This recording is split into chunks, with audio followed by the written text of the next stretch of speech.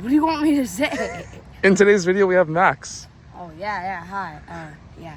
We're going to be working on our handles, transitioning into offense, and scoring off of footwork. Yeah. Are you It'll ready? be easy. Are you ready? Yeah.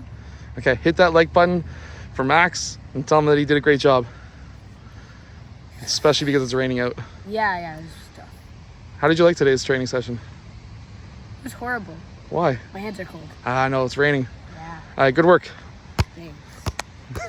Okay, so in this first drill, what we are going to be doing is a through the back of the legs cross and then moving the hand quickly so that you can then do a single hand cross back across your body, and then you're going to go for a layup, no dribbling after that last cross. The idea is basically so that you have complete ball control and being able to control that ball from behind your body and moving your hand fast enough to be able to get it back in front of your body so that you can cross it back.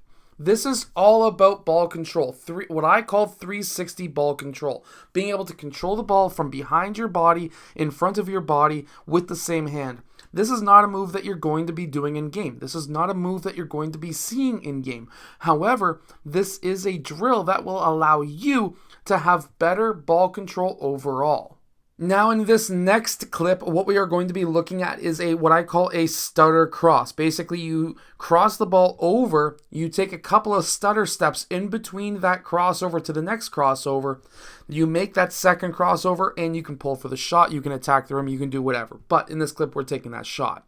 Now, what this is teaching and what I want this to teach is, of course, this is a move that you can pull off in game. However, the idea behind this drill is not just to teach the move. It is to teach a younger player that you can take multiple steps in between dribbles. And then you can actually go to other moves and other drills that can then allow that player to understand, hey, if I push this ball far ahead, I can take 3-4 steps in between dribbling. And that's the next transition if you are trying to teach that aspect. However, here I was trying to teach that move. It is a move that is very useful in my opinion, so definitely try it out yourself. Now, being able to attack after a low rip or after a rip, and then coming to a jump stop, doing a quick shot fake off of that pivot, and then stepping through is a very useful move to have. Now, of course, Max is slipping a little bit on the concrete or off the pavement because it is raining, so we're going to allow him to slip a little bit. Yes, a slip would be technically a travel depending on the referee. However, the idea here is just to be able to learn the footwork off of the dribble and then being able to attack off of that step through, being able to score.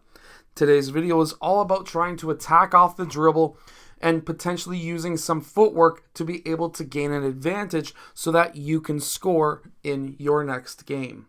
Now in this training session, it was starting to rain, getting really slippery, and I really wanted to cut down on any kind of quick stopping where it can lead to an injury. So right now, low rip, one step, one dribble into a step back. Now, the step back that I want to see is not that double step that you just seen. What I want to see is the ability for Max to land on both feet at the exact same time off of that step back, but also to take that first dribble and only dribble when that ball hits the ground, that first step hits the ground.